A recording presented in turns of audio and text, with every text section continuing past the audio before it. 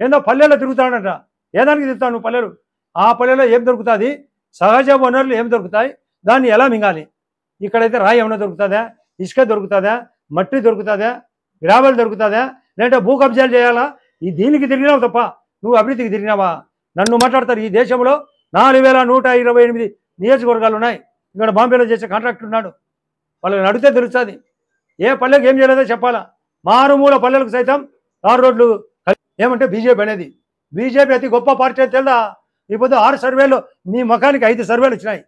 ఏంది మీరు చెత్తగా ఓడిపోతారు, చెత్తగా ఓడిపోతారు. బీజేపీకి 6 ఎంపీల్లో 5 ఎంపీలు వస్తాయని అన్ని ఛానల్ చెప్పినారు. ఇదే మిగతా రెండు జనసేనలో ఒకటే ఛాన్స్ ఉంది. ఈ 6+2 8 పోతే 17లో టీడీపీ కంటే ఎక్కువ ఛాన్స్ ఉంది బీజేపీకి ఎంపీలు.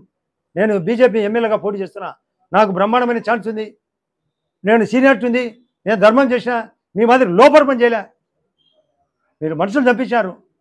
ఎవరికో నాకు తెస్తారా మీరు? ఏం సుధీర్, నీకు తెలివి లేదా, జ్ఞానం లేదా? చదువుకునేవా డాక్టర్ అని?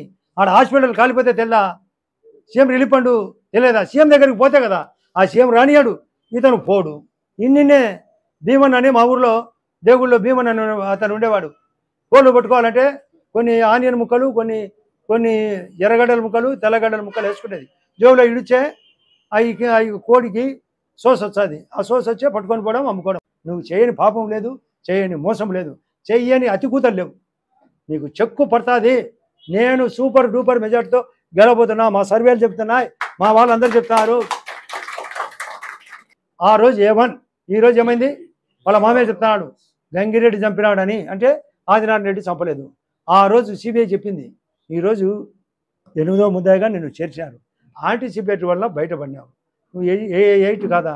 నువ్వు ఇప్పుడు నాంపల్లె కోర్టుకు అటెండ్ కావడం లేదా? మిమ్మల్ని సుప్రీంకోర్టులో పోయి పేపర్ చేసి తీపించుకోవచ్చు కదా. నువ్వు ముద్దాయి ఓపెన్గా ఉండదు నీ డేటా.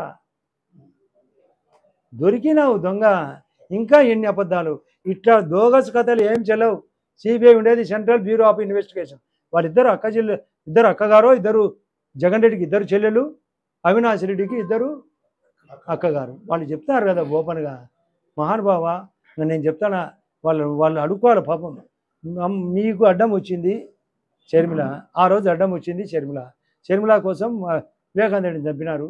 ఈరోజు వాళ్ళు ఒకటేమైనా అడగాల, నా సంపు మమ్మల్ని అన్నా, ఎందుకన్నా జగన్ అన్నా, ఎందుకునైనా అవినాష్ సంపునైనా నీకు అడ్డం కదా.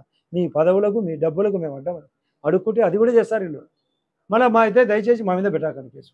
వాళ్ళని చంపి మా మీద పెట్టాకండి. ఉరికి రెడీ అవుతారా? లేదా 1 కోటి రుజువు అయితే ఉరికి రెడీ అవుతారా? ఓన్లీ కోటి అయినా నాది.